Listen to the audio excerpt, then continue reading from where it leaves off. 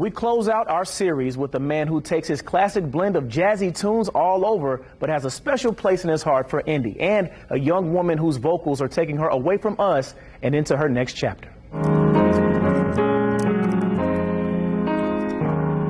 Indiana has always made a big splash in music, but so far every artist I talk to agrees something's happening. I think there's definitely something in the air with Indiana. I think it's starting to be appreciated more. I think we are starting to do better at elevating our voices. For some reason, this moment does feel louder.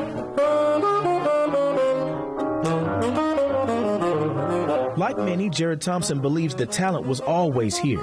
But there is a very distinct flavor about Indianapolis musicians. There always has been. I mean, we go back to the 40s and 50s of Indiana Avenue. That Indianapolis sound was a distinct sound that Wes Montgomery introduced to the world. But Indie's musicians of today are moving with a new sense of urgency. Especially within the last 2 years, just because COVID pretty much wiped out all of our work. Musicians were eager to get back out on the scene. Patrons and fans were excited to get back and see their people do it. I think a lot of us are just taking this even more seriously than we did before, because we realize it could be taken away from us. Since childhood, for him, it was always jazz. And all my friends are listening to Biggie and Pac and Green Day and, and I was listening to Coleman Hawkins and Coltrane and Sonny Rollins. At the core of my being, that's the kind of music that just has always reached me, has always spoken to me.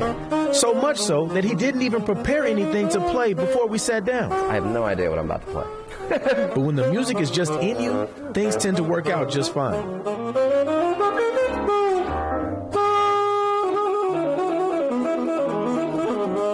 And the only thing Jared might enjoy as much as showing out on stage is watching someone else doing the same.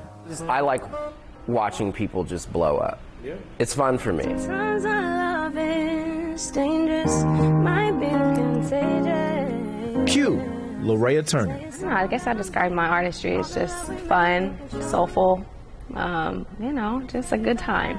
Her voice first caught everyone's ears on social media while singing some of her favorite R&B classics. But after fine-tuning her craft and sharing the stage with the artist known as her, one of the world's biggest stars, Larea is ready to ascend to her next level. In this season of my life right now, I feel like I'm doing it. I finally have arrived. Like, I know myself. I feel like I can give my all on stage now. I kind of learned the confidence. I've always sang, but now I feel like I can really tap in because, I just feel, I feel like I feel empowered.